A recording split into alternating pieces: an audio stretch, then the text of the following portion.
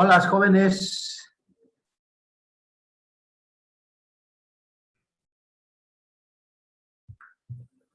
Buenas tardes, doctor. Estoy echando al micrófono de mi celular. Ahora sí. Ya, buenas tardes, ¿cómo están? Bien, Hoy ¿vos? tenemos, sí, vamos de las exposiciones y luego la pirámide del año 2012, del censo 2012. Bien, vamos a ver dónde está incidencia, prevalencia.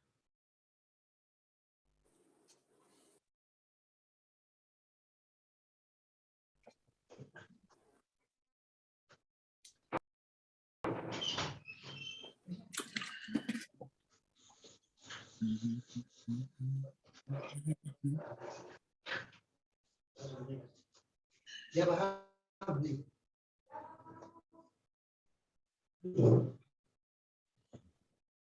Bien,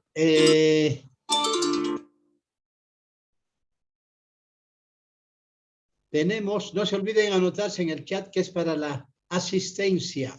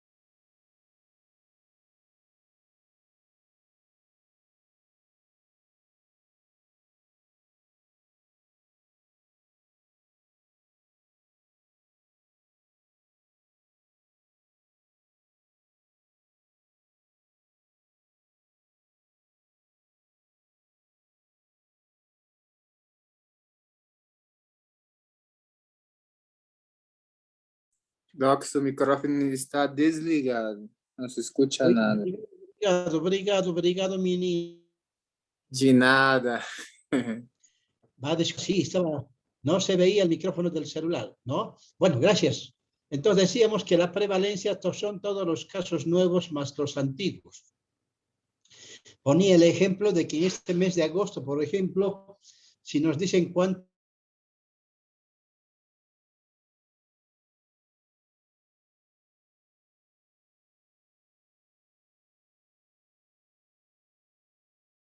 diagnosticados a partir del 1 de agosto, hasta dicen cuánto es la prevalencia, a estos casos nuevos habría que sumar los casos de julio, de junio, de mayo o anteriores que siguen recibiendo un tratamiento o están diagnosticados con VIH-Sida. O sea, sería el total de casos. Y decíamos también, dependiendo el tiempo de estadía en un servicio de salud y en función a los meses o años de estudio. Bueno, ya nos dirán de qué tiempo quieren, ¿no? Más o menos en función a eso tenemos que ver la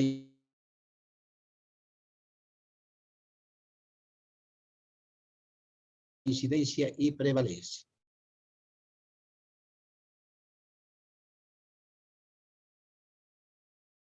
Indicar ha adquirido un carácter siendo responsable de una proporción creciente de mortalidad general y de porcentajes significativos de años de vida potenciales perdidos, ¿no? Y quien sufre mayormente, bueno,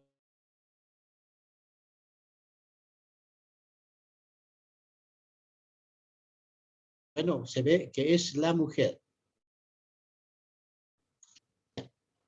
Como ejemplo, podemos indicar que la violencia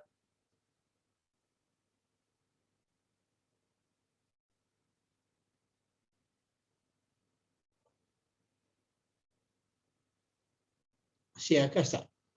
¿No? En relación a la magnitud y frecuencia de este mal social, se sabe que en Bolivia entre el 70 y más del 80% de las denuncias en instituciones policiales y afines por hechos de violencia corresponden a formas de violencia intrafamiliar. O sea, 70-80% de las denuncias son de orden intrafamiliar.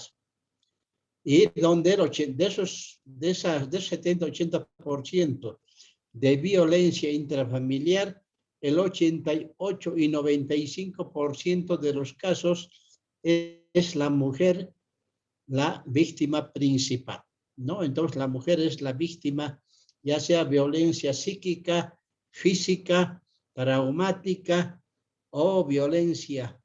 También podría ser acá violación extra o intramatrimonial podría haber también, ¿no? Toda esa serie de casos, entonces, es un problema de daño a la mujer.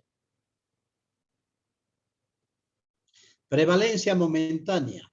Una enfermedad en un momento dado es un concepto que vamos a llevar. Es una enfermedad en un momento dado. Prevalencia durante un periodo determinado. Es una enfermedad durante un periodo de tiempo dado. A eso se refiere. Luego tenemos otros conceptos. Foco de infección. Es la persona, animal u objeto, ¿no? De la cual el agente infeccioso pasa al hospedero. Ejemplo, fiebre tifoidea, por ejemplo, el agua. En el sarampión, el enfermo, el reservorio vive, se multiplica, vías respiratorias, sería la infección. Perdón, un segundito.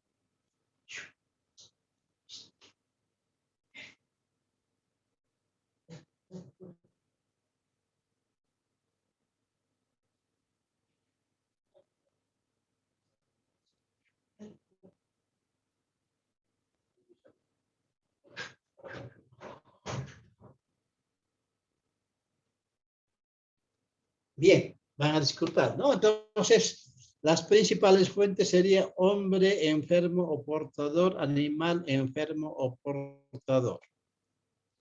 Luego tenemos también otros conceptos como caso índice. Es el primer caso denunciado a las autoridades. Por ejemplo, un caso de sarampión. Es de denuncia inmediata, ¿no? Caso de polio, denuncia inmediata. Caso de rabia, denuncia inmediata. Hay que denunciar a las autoridades. Caso primario. El primer caso que aparece en un grupo determinado y circunscrito y contagió a los demás. Caso secundario. Es el que aparece en un grupo social o área determinado, pero como consecuencia del contacto con el primero, en periodo de incubación. Pasamos.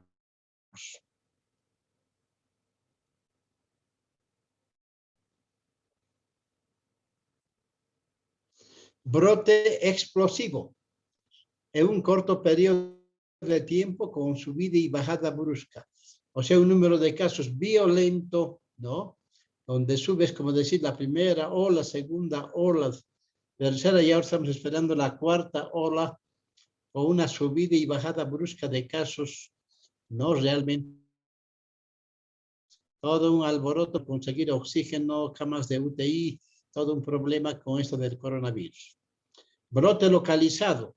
El número de casos en un lugar perfectamente delimitado. Brote difuso que no se circunscribe a un lugar. ¿no? O sea, puede ser en cualquier lado, no está bien identificado. A eso se refiere. Bien, entonces con eso estaríamos terminando esta parte. Hay ejercicios de incidencia-prevalencia que lo vamos a dejar para la próxima clase. Hoy tenemos que terminar la pirámide de población del 2002. Próximo tema, ajuste de tasas. Bien, vamos a comenzar con las exposiciones. Lo estoy dejando para el último, digamos, estoy dejando esto de la pirámide para que el que termina quedaría liberado, ¿no? Bien, entonces vamos a empezar con EDAS. Espero que esté el expositor presente. ¿Está presente el expositor de EDAS?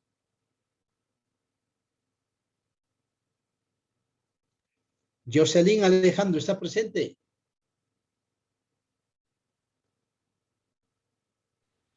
Jocelyn Alejandro. Sí, doctor, presente. Buenas tardes.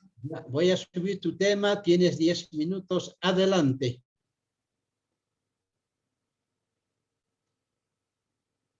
Adelante, Jocelyn. Buenas noches, doctor. Buenas noches, compañeros. A mí me tocó las EDAs, enfermedades diarreicas agudas. Hablando de definición, hablamos que las diarreas son deposiciones de 3 o más veces al día o con una frecuencia mayor que la normal para la persona. Son heces sueltas o líquidas. La deposición frecuente de heces formas de consistencia sólida no se consideraría diarrea, ni tampoco las deposiciones de heces de consistencia suelta y pastosa, como el caso de los bebés que están amamentando. La siguiente, doctor, por favor. Muy bien. Si hablamos de epidemiología, esta se considera la causa principal de mortalidad y morbilidad, si hablamos de los niños.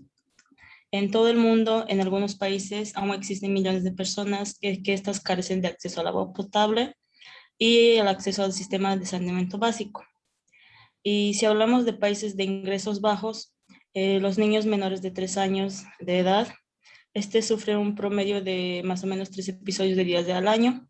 Estos episodios privan al niño, obviamente por que está haciendo la diarrea, pierde los nutrientes necesarios para su crecimiento y su desarrollo. El siguiente, doctor, por favor.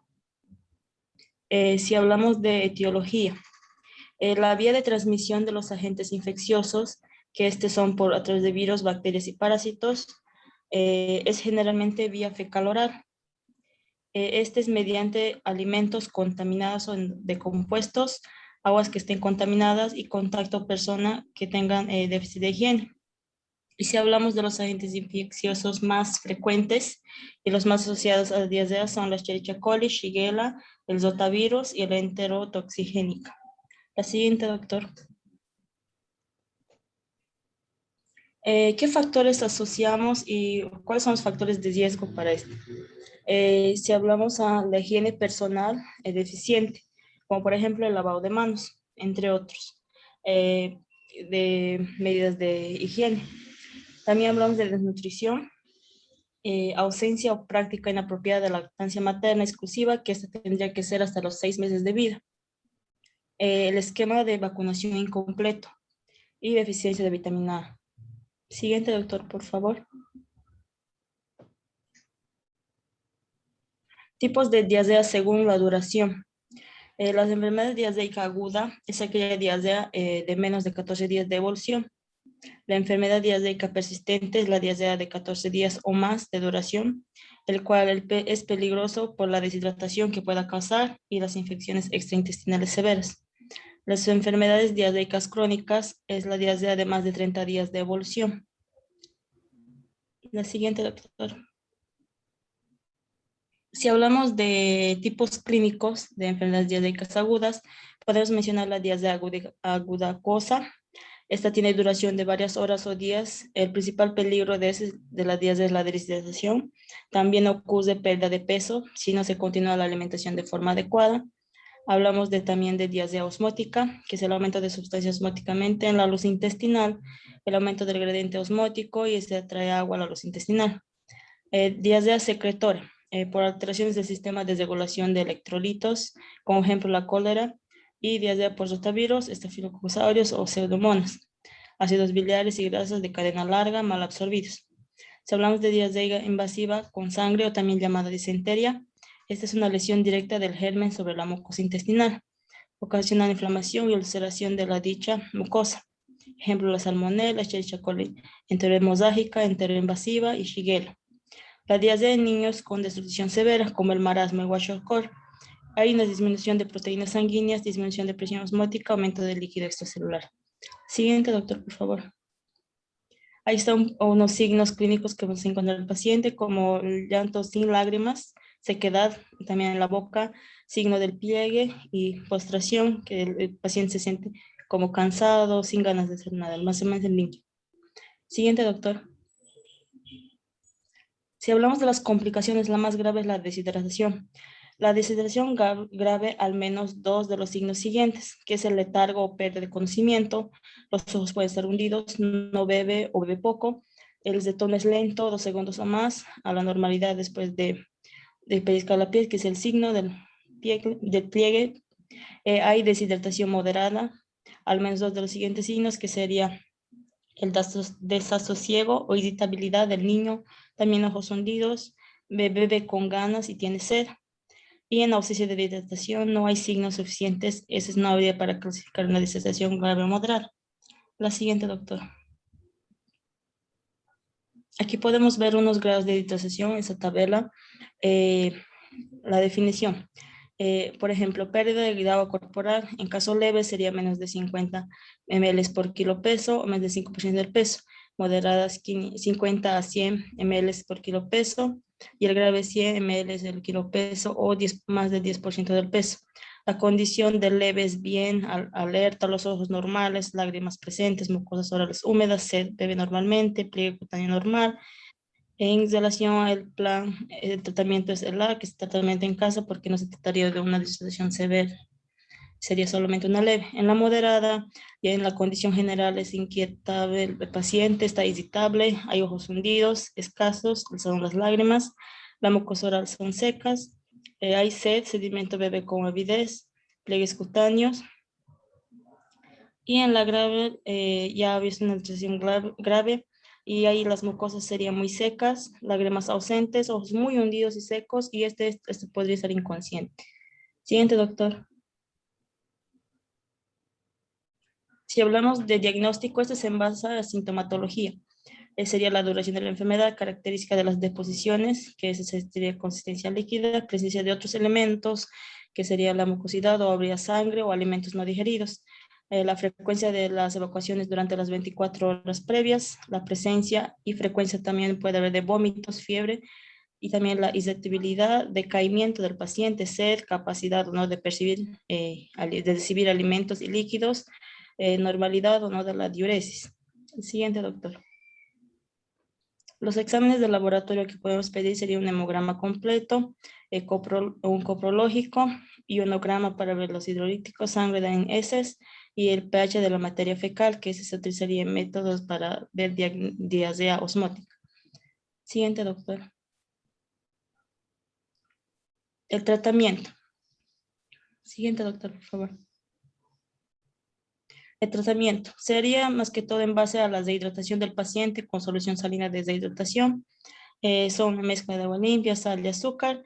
Este se absorbe en intestinos delgados y se pone en el agua y los electrolitos perdidos de las heces. Para ver un complemento de 5, es de hidratación con fluidos intravenosos y alimentos ricos en nutrientes. Siguiente, doctor, por favor. La alimentación nutritiva durante los episodios de diarrea y también la inclusión de la leche materna. Si hablamos del plan de hidratación, se observan 3 planes, el plan A, B y C. El A significa alimentación, el B sería bebidas abundantes y C, la consulta oportuna o educativa, seguimiento del paciente. Siguiente, doctor. Como ya he mencionado, la alimentación habitual, sin importar el tipo de lactancia que esté dando, solamente se deben limitar a azúcares simples, bebidas abundantes, vida suero oral, mientras persista la diarrea, consulta sin mejoría del paciente de 72 horas o antes si se presenta, sed intensa, no come y no bebe, heces líquidas y numerosas vómitos frecuentes, evacuaciones con sangre, fiebre alta y persistencia. Siguiente, doctor. Si hablamos de tratamiento de deshidratación, cuando no hay una deshidratación, se administra el plan A, que es tratar la diarrea en casa, indicar a la madre cuándo se debe volver de inmediato, si la diarrea continúa, hacer una consulta de control 5 días después. Y si tiene en caso de deshidratación, administrar plan B, que es tratar el suero. Si la niño o el niño se encuadra en una clasificación grave, se puede internar o referir urgentemente al paciente. Indicar también importante a la madre volver de inmediato. Si la niña o el niño se encuadra en ninguna clasificación, sería el plan C. Siguiente, doctor. ¿El plan A en qué consiste? Aumentar los líquidos. Si la niña o el niño se alimenta exclusivamente de leche materna, también podría darse SRO o agua hervida, además de la leche materna. Especialmente importante el suero de deshidratación oral en casa. Sí, durante esta consulta la niña recibe tratamiento de plan A y plan B. Si la niña o niño podría volver al servicio de salud. Básicamente el plan A es la continuidad de la alimentación, reconocer signos de peligro y enseñar medidas preventivas a la madre. El segundo, doctor, por favor. Gracias. El plan B, ¿de qué se trata? Ese se trata de emplear la solución, sales de deshidratación oral, el volumen de 50 a 100 cc kilogramo, promedio de 75 cc kilo, en tiempo de 2 a 4 horas, promedio de 3 horas. ¿De qué está compuesta esa solución? Ahora, glucosa 65 milimoles por litro, sodio 75, cloro 65, potasio 20, osmolaridad 245. Es una modalidad de deshidratación por vía oral, reposición de déficit, tomar fraccionadamente, enzima continuo. Y más importante sería, si al indicar el plan A, siempre el plan A es en caso leve. Siguiente, doctor, por favor. El plan C, la solución a emplear sería la SP, que es la sal polielectrolítica. El volumen de mayor a 100 ml kilo para reponer el déficit estimado en tiempo de 3 horas, puede hacerse en 4 a 6 horas a criterio médico. Esta modalidad comienza a dar líquidos de inmediato por vía, que sería un caso grave.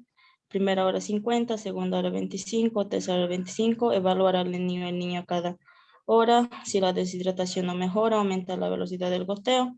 Intravenoso, dar también suero de deshidratación oral, apenas si el niño puede beber. Al cabo de las 3 horas, clasificar la deshidratación y seleccionar el plan apropiado para continuar el tratamiento. Siguiente, doctor. Si hablamos de factores de protección, protectores y de prevención, estas enfermedades agudas, diarreicas agudas, son fáciles de prevenir, que serían, en caso de menores de edad, lactancia materna exclusiva durante mínimo 6 meses, su alimentación complementaria adecuada, una inmunización completa, las vacunas, y sobre todo la mejora de medidas de saneamiento. Los alimentos, lavar adecuadamente, no consumir aguas contaminadas, una higiene personal y la alimentación. Bibliografía, y esto sería todo. Gracias, doctor. Bien, tiene 100, Jocelyn. Pasamos a fiebre tifoidea. ¿Está ahí la SEMA? Sim, doutor, estou acá. Ya, vamos a ver, fiebre tifoidea. Adelante. Bem, meu nome é Iracema Andrade e vou apresentar o tema sobre febre tifoidea. A febre tifoidea é também conhecida pelo nome fiebre entérica. Sua definição é que a febre tifoidea é uma infecção bacteriana caracterizada por diarreia, enfermidade sistêmica e erupção cutânea em la piel, causada mais comumente por la bactéria Salmonella entérica gram-negativa de serotipo TIP. Próximo, doutor. Bem, aqui temos 3 imagens, onde se mostra em la primeira o agente causante de la febre tifoidea, que é a bactéria Salmonella typhi, vista ao microscópio. Em la segunda imagem se vê uma mosca, que as moscas portam a enfermidade ao transportar agentes infecciosos em suas patas, e elas podem propagar a salmonelose, la tifoidea e outras enfermidades. E na terceira imagem, vemos os órgãos do sistema digestivo que estão em la cavidade abdominal, que são o hígado, a vesícula biliar, o estômago, o intestino delgado e grueso, onde esta bactéria pode se quedar. Próximo, doutor. Causas, incidência e fatores de risco. A bactéria Salmonella typhi se propaga por alimentos, água e bebidas contaminadas. A salmonela pode infectar diretamente a vesícula biliar através do conduto hepático ou estender-se a outras áreas do corpo por meio da torrente sanguínea. Os sintomas iniciais são generalizados e incluem febre, mal-estar geral e dolor abdominal. Uma erupção cutânea característica solamente de la tifoidea, que é chamada manchas rojas, que aparecem na maioria dos casos. Depois de sua ingestão, a bactéria ela se propaga desde o intestino hasta os gânglios linfáticos do intestino, hígado e baço por la sangre, onde se multiplica. À medida que avança a enfermidade, a febre aumenta por em cima de 39,5 graus Celsius e a diarreia se hace mais frequente. Se observa também a debilidade, a fadiga profunda, os delírios e aspectos de mal-estar geral agudo de aparição repentina. Seguinte, doutor.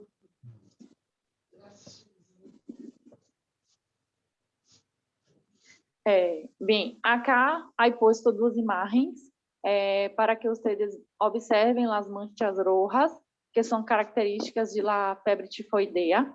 Estas manchas rojas são pequenas, de color rojo escuro, planas e aparecem especialmente sobre o abdômen e tórax, como mostram nas imagens. Tipicamente, em los niños, a enfermidade é menos grave e com menos complicações que em los adultos.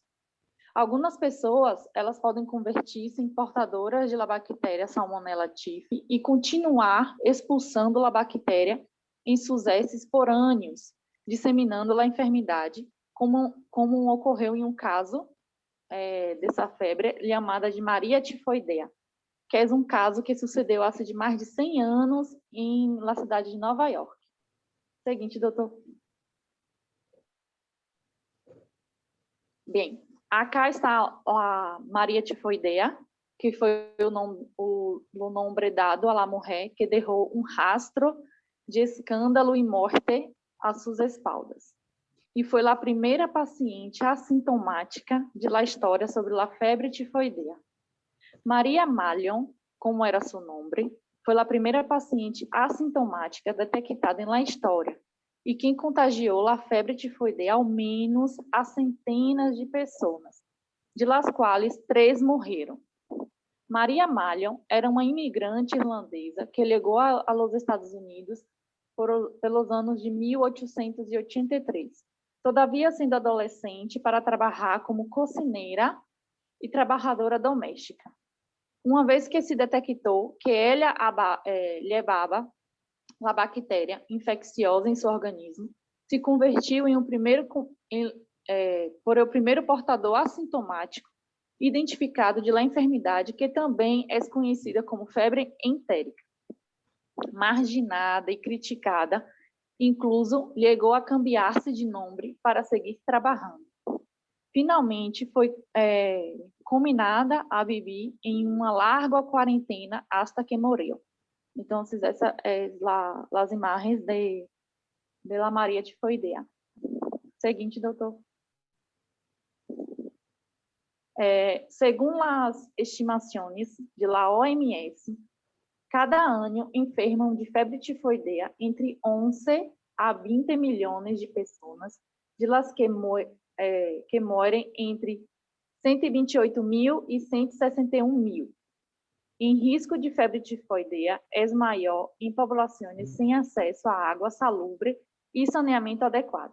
O maior risco corresponde às comunidades pobres e aos grupos vulneráveis, entre eles os niños. A maioria das condições de vida que nós sabemos de la aparição de los antibióticos deu lugar a uma grande redução de la morbilidade e mortalidade dessa febre tifoidea em los países industrializados. Sin embargo, em zonas em desarrollo de África, las Américas, Ásia Sul-Oriental e o Pacífico Ocidental, sigue constituindo um problema de saúde pública. Seguinte, doutor.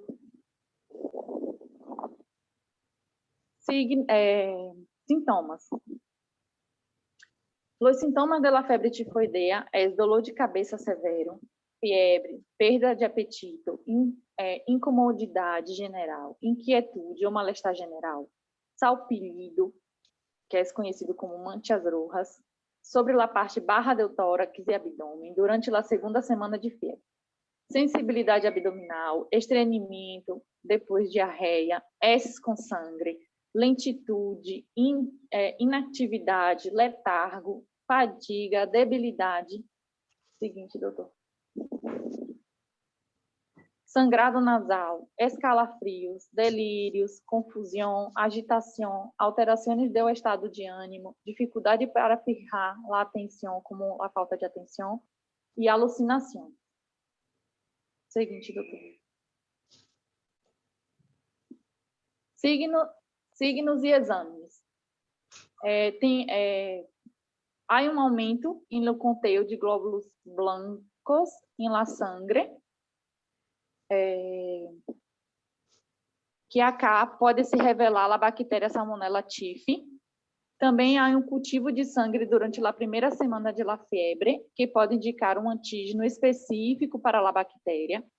Pode também ser um cultivo de heces, um exame ELISA de la urina, um conteúdo de plaqueta, onde vai mostrar as plaquetas barras, e um estudo de anticorpos fluorescentes, que acá pode indicar um antígeno específico para a tifoidea.